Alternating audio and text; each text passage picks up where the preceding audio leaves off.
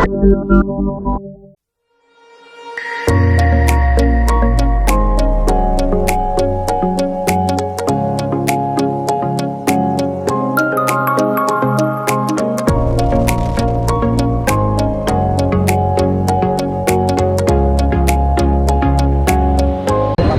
శ్రీరామ్.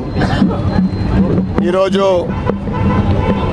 మహాత్మా గాంధీ 155వ జయంతి సందర్భంగా ఆయనకు ఘనమైన నివాళులర్పిస్తూ అర్బన్ నియోజక ప్రజలకు, జిల్లా ప్రజలకు, రాష్ట్ర ప్రజలకు, దేశ ప్రజలందరికీ కూడా ఈ జయంతి సందర్భంగా అందరికీ శుభాకాంక్షలు, శుభాభినందనలు.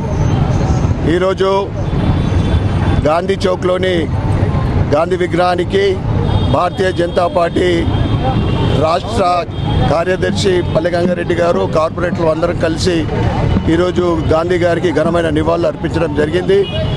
ఏదైతే శాంతిగా అహింసా మార్గంలో మన భారతదేశానికి స్వతంత్రం సాధించి పెట్టిన మహాత్మా గాంధీ అందరికీ మనం ముద్దుగా ప్రేమగా బాపూజీ అని పిలుచుకుంటాం, మరియు మహాత్మా అని కూడా పిలుచుకుంటాం. అనేక దేశాలు, ప్రపంచంలోని అనేక దేశాలు స్వతంత్రం కోసం పోరాడుతూ ఉంటే జాన్ కెనడీ కానీ, నెల్సన్ మండేలా కానీ, వారందరికీ కూడా ఒక స్ఫూర్తి ప్రదాత మహాత్మా గాంధీ. అహింసా మార్గంలో ఏ విధంగా ఆయన స్వతంత్రం సాధించడో మనందరికీ తెలుసు. అయితే ఆయన కన్న కళలు ఏదైతే ఒంటరి మహిళ అర్ధరాత్రి వీధులలో వెళ్ళినప్పుడు ఎటువంటి ఆమెకు అభద్రతా భావం లేకుండా తిరిగిన రోజే నిజమైన స్వతంత్రం వచ్చింది. నిజమైన స్వతంత్రం వచ్చిన రోజు ఆయన చెప్పింది. కానీ ఈరోజు ఏదైతే 60 సంవత్సరాలు పరిపాలన చేసిన ఒక ప్రభుత్వం ఆధ్వర్యంలో ఈరోజు ప్రజలందరూ కూడా, యువకులు కానీ అనేక దురలవాట్లకు బానిసైతా ఉన్నారు. అర్ధరాత్రి మహిళలకు కాదు, దినం పగలిపూటనే మహిళలకు భద్రత లేకుండా పోతూ ఉంది ఈ రాష్ట్రంలో కానీ, కొన్ని చోట్ల కానీ.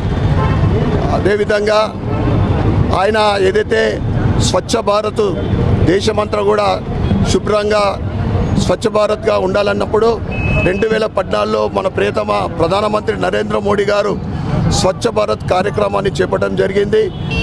ఆయన ఆశయాలకు అనుగుణంగా ఆయన చూపెట్టిన మార్గంలో ఈరోజు నరేంద్ర మోడీ గారి ప్రభుత్వము తూచా తప్పకుండా అదే అభివృద్ధి మార్గంలో ముందుకు సాగుతూ ఉంది.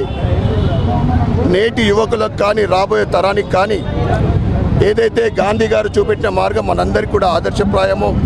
వారి చూపెట్టిన మార్గంలో దేశభక్తికి కానీ, దేశం కోసం కానీ మనందరం కూడా ఎప్పుడు సిద్ధంగా ఉండాలని తెలియజేస్తూ, మరి ఒక్కసారి ఆయన జయంతి సందర్భంగా ఆయన ఘనమైన నివాళులు అర్పిస్తూ ప్రజలందరికీ కూడా శుభాకాంక్షలు, శుభాభినందనలు. భారత్ మాతాకి.